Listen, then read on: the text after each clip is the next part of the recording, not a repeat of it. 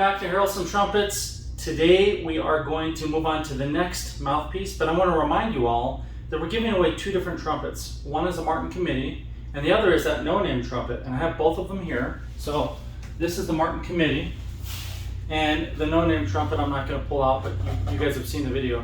If you haven't seen the video, you should go look at it.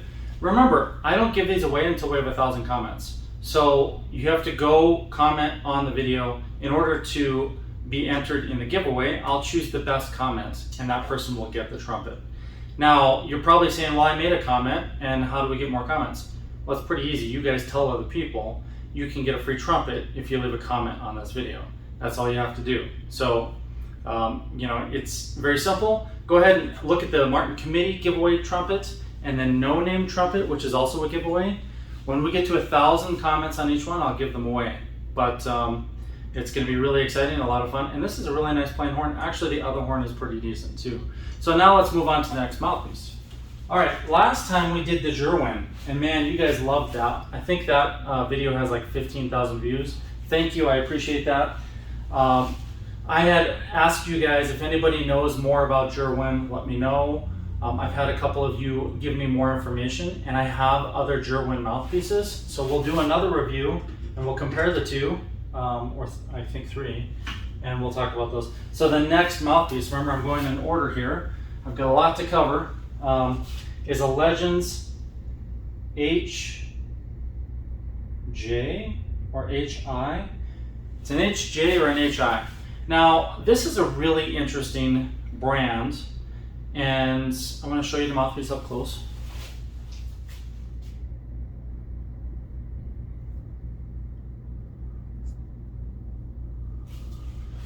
Okay, and you can see that all of these mouthpieces are marked, reviewed on YouTube, Harrelson. It's got my Harrelson logo on it. So everything that I review on these videos is marked with that, and I did that intentionally. The main reason is 50 or 100 years from now, somebody may want to go back and see what I did and watch the videos. This is more of a historical documentary than you think. I'm putting together probably at least 1,000 mouthpiece reviews over the next several years, and I want to make sure that when people go back and look at these videos, they can actually understand what I did. So they're all marked, and some of them will be given away to you guys. Some will remain in my collection. So obviously the really rare stuff that I don't have duplicates of, I'll keep. The other mouthpieces will most likely give away unless there's a good reason to keep them. But this is the Legends HJ or HI. The engraving is not so clear. I suspect I know who makes these mouthpieces, but it's not Legends, and there's nothing wrong with that.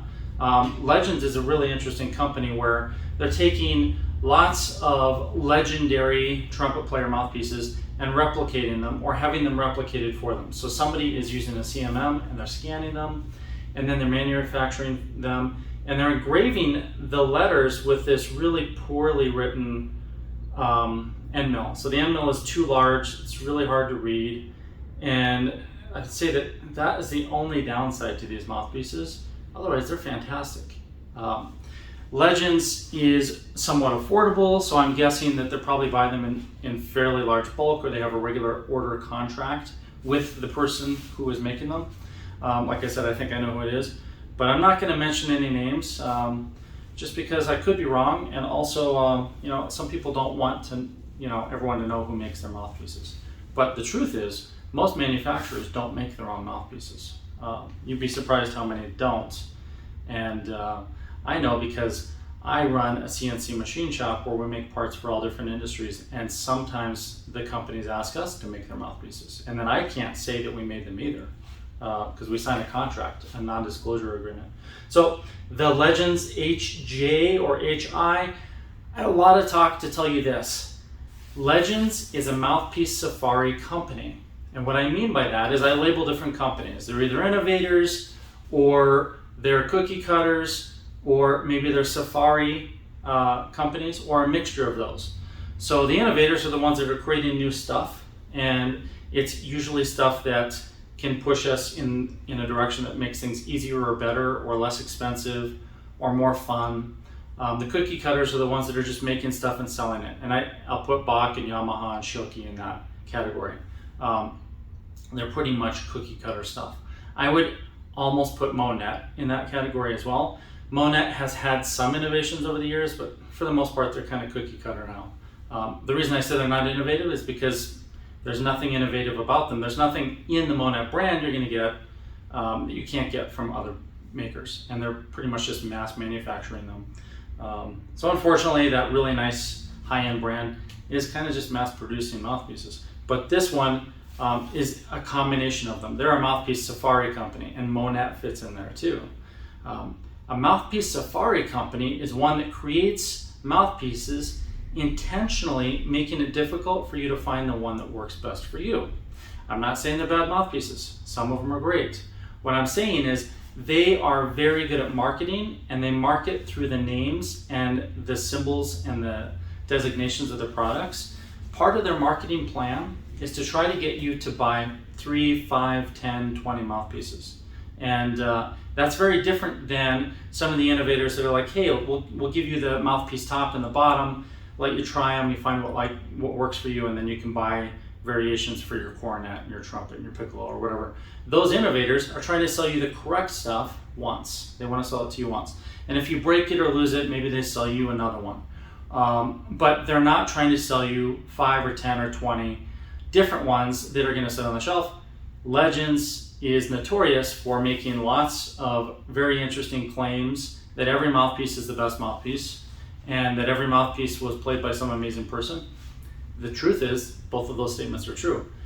A lot of them were played by very famous people. I don't know who HJ or HI is, but whoever it is, I think it may be Harry James, but the engraving is so bad that I'm not even sure it's an H. So who knows, right? But let's say it was a Harry James model, right? That was a very famous person. He's putting HJ because he doesn't have the right to use Harry James' name, okay?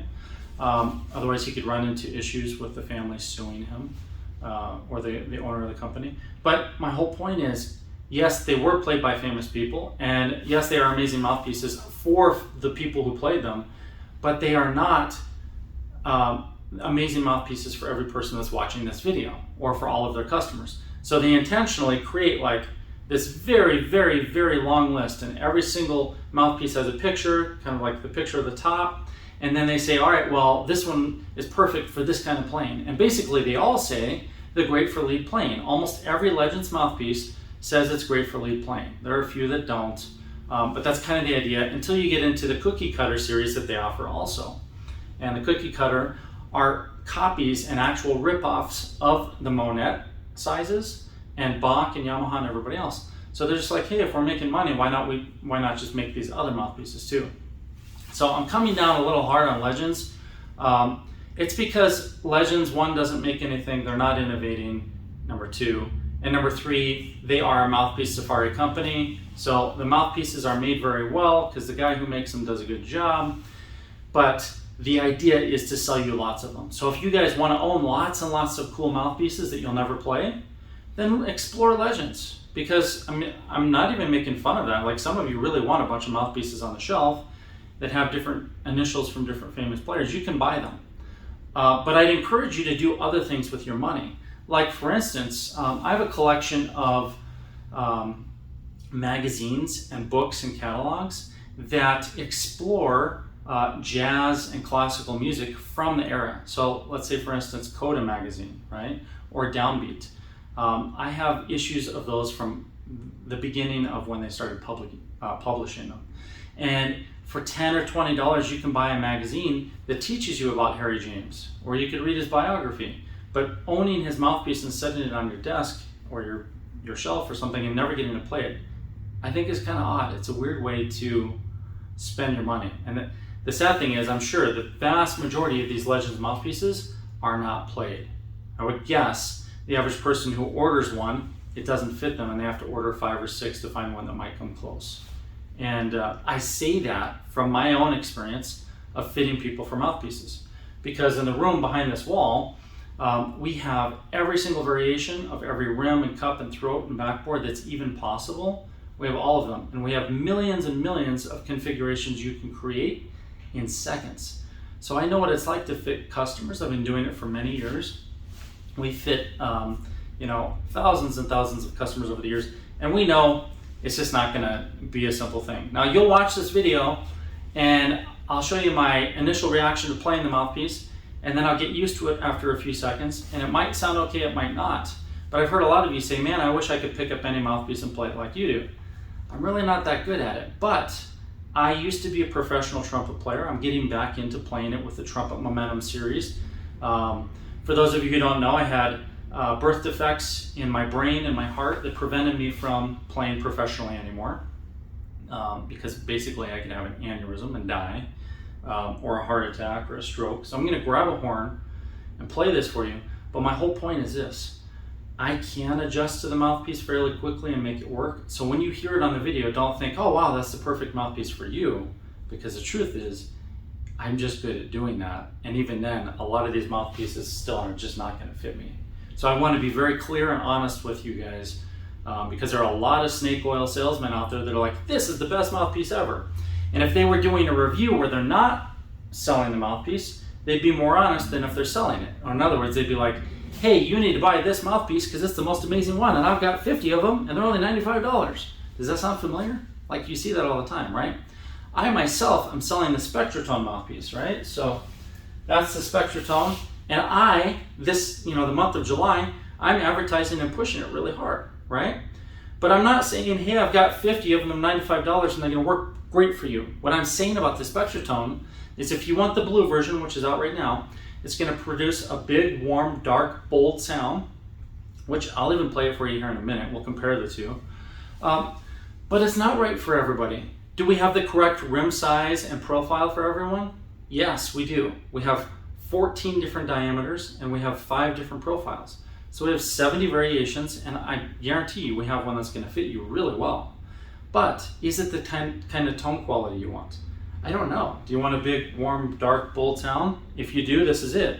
If you don't, then we designed the mouthpiece. Remember the innovators over here? We designed this mouthpiece so that you could take the throat and the cup and the backbore and all those pieces apart, and you can change them. So I could put a different throat in here, instantly brighter. I could put another throat in there, instantly darker. And we have every variation. So if I want the sound to project and spread out more, I just put that backbore in. If I want the one that's more of a laser beam, I put that in. And we have all the variations of backbores. And same with the cup depth and the cup shape. And you can even change the bodies. So I'm not one to say, hey, this is the perfect mouthpiece for you, unless I actually know that it could somehow be that perfect mouthpiece. The spectroton is really the chameleon of mouthpieces because it can be anything. So it is the exception. And there are no other mouthpieces like that. I invented this, I think, 12 years ago now? 12 or 13 years ago? We've sold 6,000 of them. So people are very happy with them, but it's a different thing. So be careful when somebody says, hey, I've got 145 different mouthpieces. They're each $120, and every one of them is perfect for lead. You should buy them all. I mean, that's kind of a strange message, right? And if you do the math on that, let's say they even had 50, right?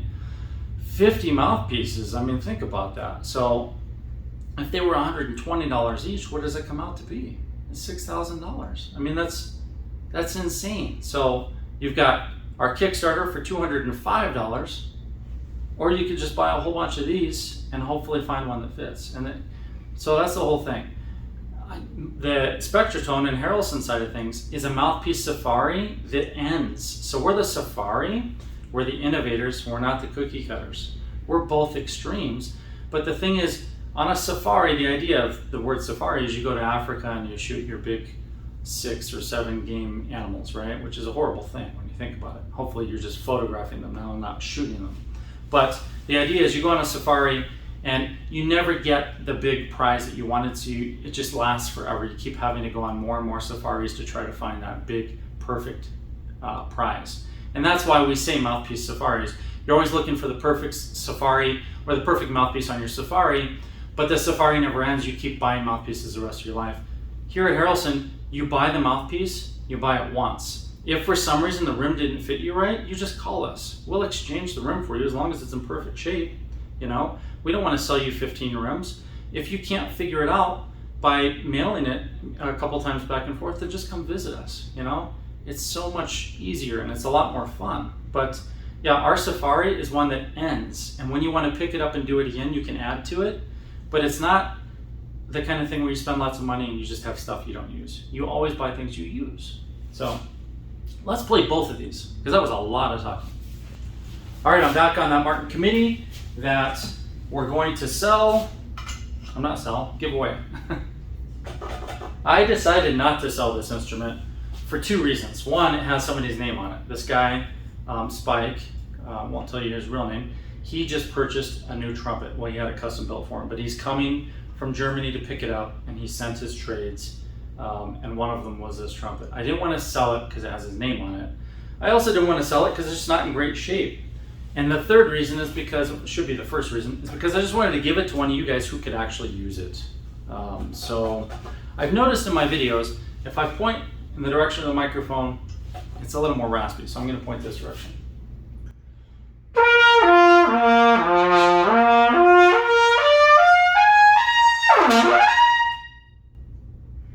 All right, first initial reaction, I've never played this mouthpiece before. I think it's a Harry James, like I said, but it just says HJ or HI.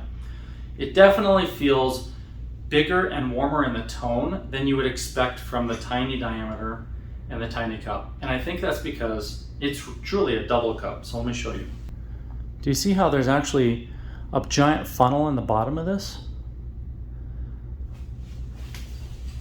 So it has a cup, and then the cup was kind of cut out where it normally would smooth into the throat, and it just becomes a big funnel. And that big funnel is creating a bigger, warmer sound. And I offer mouthpiece throats and cups that do this too. It's a lot of fun. It's a super cushiony rim. And the word cushion rim, believe it or not, was very common from the 30s through the 50s and 60s. And cushion rims were used by a lot of very famous players because the harder you pushed on your lips, the more the surface area would spread out on them because it's got more surface area on the mouthpiece, and the less damage you would do to your mouth. And that's simply because a lot of people weren't playing with aperture control, which you learned in our Trumpet Momentum series, which is on YouTube, so you guys can push join and join that. Watch the video if you want to know more. But that technique of using aperture control, basically it's a way of taking your lips and holding them the right way so that you can change the lip length vibration. So every time you change the length of the vibrating surface, you get higher and lower pitches, just like a violin string, or similar to what happens with reeds. And that's what I teach, is aperture controlled embouchure. But most pro players, especially the 30s through the 50s and 60s, and even before then, like Louis Armstrong, all those guys were, not all of them, but most of them were not using aperture control. They were playing in environments where they had to project a lot, and the equipment was trying to catch up with what they needed, but they were using a lot of mouthpiece pressure because they got so excited on stage to do stuff, they would go for the high note and use pressure instead of aperture control. And it became a multi-generational problem that we still have today. It's a huge problem today, maybe bigger than ever before, and that's why I mention it. And what I'm saying about that is it's a giant cushion rim for people that would use too much mouthpiece pressure. Harry James was one of those people.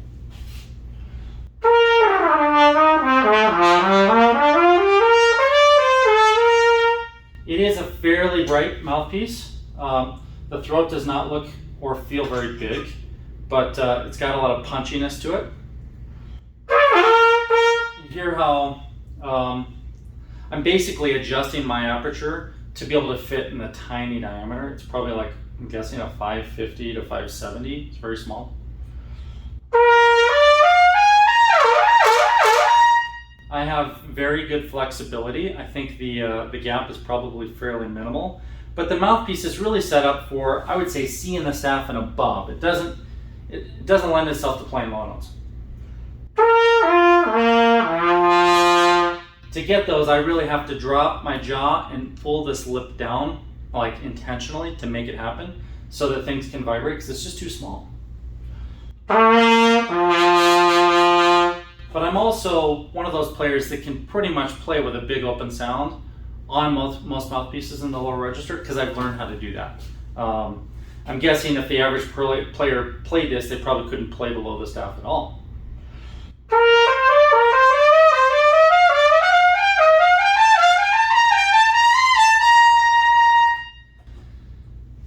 The upper register comes out just fine.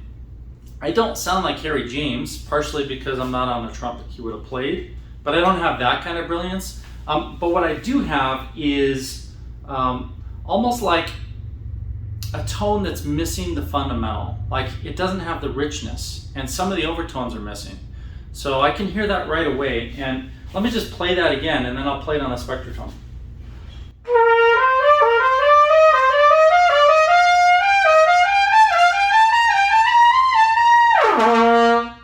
So it's not hard to do, but it just doesn't sound rich, which I would prefer.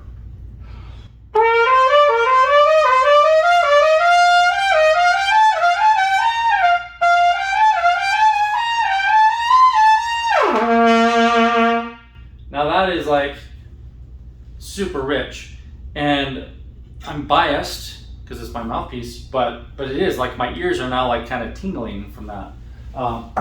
If you wanted to play low or high notes that lack individual character, I mean, this might do it. You know, maybe you're going for some pop charts. Maybe you're a trumpet player that plays lead, and you do, you do the tracks for pop songs or something.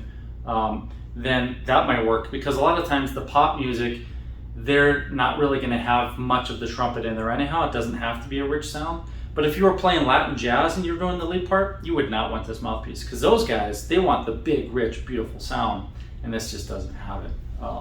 So that's, I guess, the deficiency in this model. Now let's just check out the upper register. I'm not a huge high note player. I don't claim to be like some double high C guy who can do crazy things, although I used to do a lot of lead playing, and I worked really hard at learning how to do it. I'm not that guy, but let's just have some fun with it. See what we can do with this giant cushion.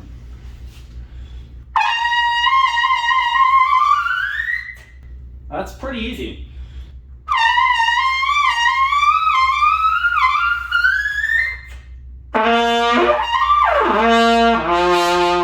It is, it's so small that I think if I had a version of this that was my diameter, it would probably be easier, but so little of my lip gets to vibrate up there that it's difficult. And the throat is so tiny. I'm going to test it again.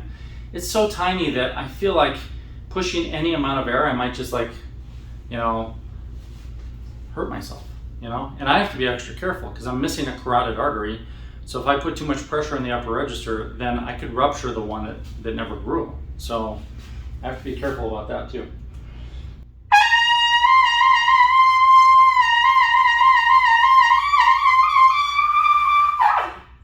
Yeah, I think I still have too much air.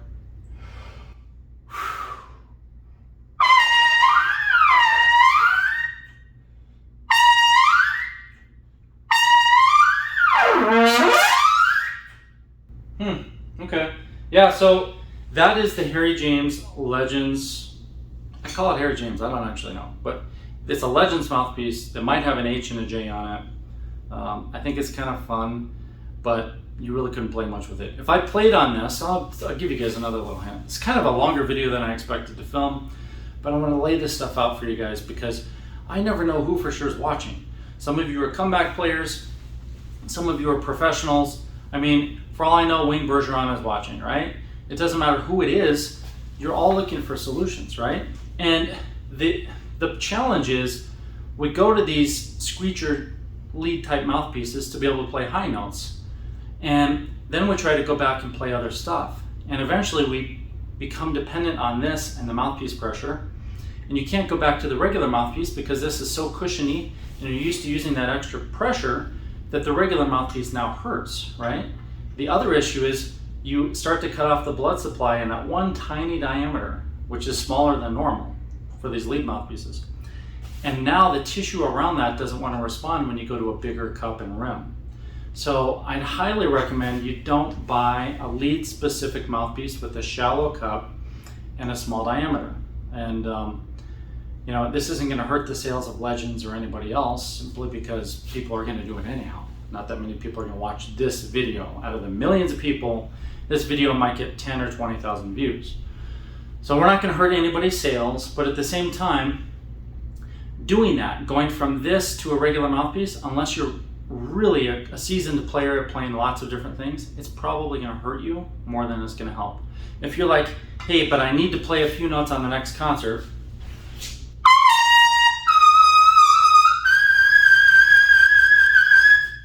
and you're like, well, I really have to do that, right?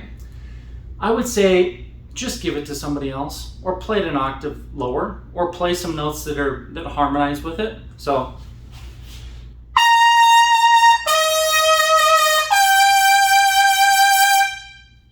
what I just played sounded way better than C, F, A going up. The reason it sounded better is because I went C, F down, and then A above. So I still had that motion of going back up, right? But the richness of the tone in that register was so much nicer. And the amplitude, the sound that I got out of the horn was so much nicer. Playing the high C to an F to an A, which if you listen to almost every recording where anybody ever does that, you're going to hear something that sounded similar to what I did, only it's usually, if it's on a recording, it's usually been messed with. So normally they'd either be in a mic and then we can change the levels, or they actually like got in and remixed the track, which happens all the time, right? So you hear these players and you're like, oh my God, I can't believe how amazing that was.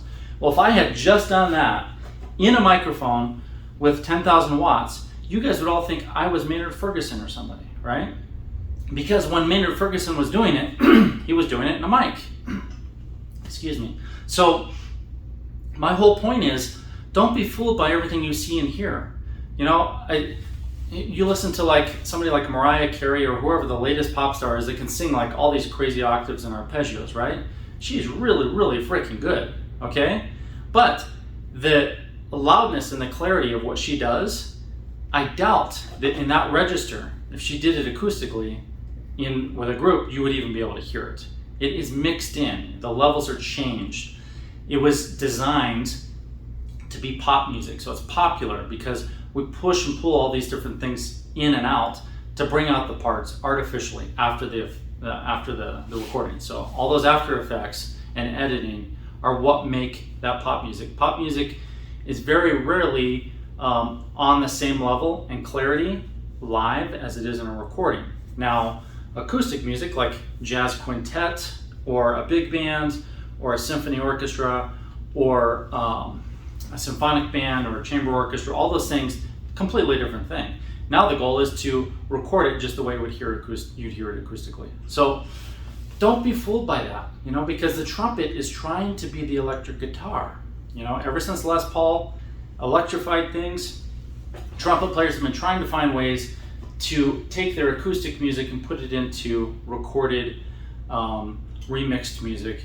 And when we're playing those super high notes like that, what I just played, that C, F, A kind of thing, if I went back and remixed it, which I could do on this video, I could make it sound like the most sizzling, crazy thing you've ever heard, and that could have just been done by the mixer, the guy who's doing the sound mix, right?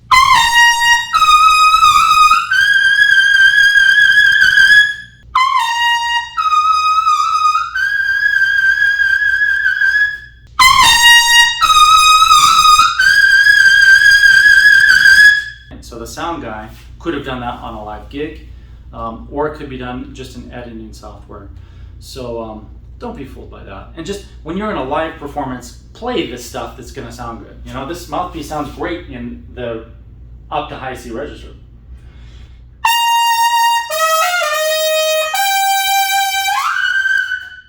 So that A, the A above the staff, sounds so big and warm and beautiful. When I go up to the A above it, it can be a little bit exciting because I went, wow, up to that, right? But it doesn't have the sizzle, it doesn't have the body. Why doesn't it? Well, because brass acoustics doesn't allow it.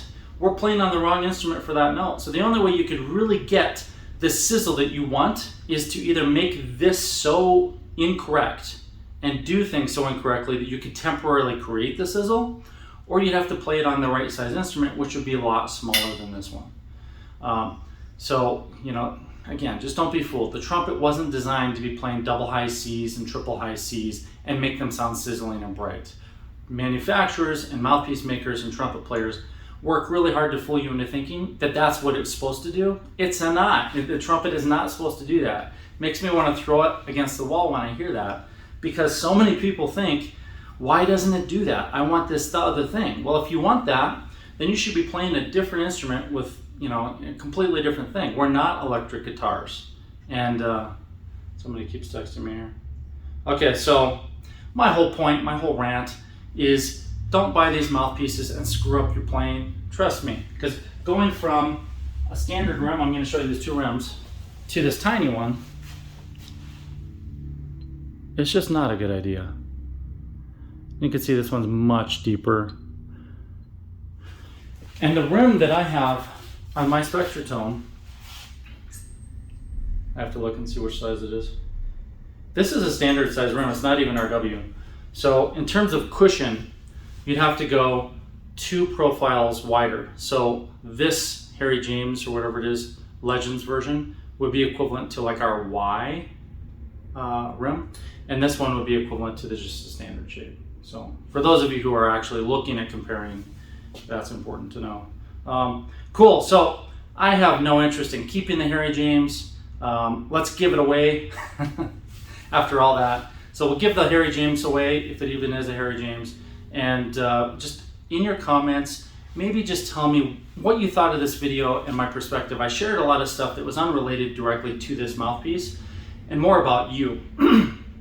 You, the performer, the people that are actually buying mouthpieces and trying to put them into performance.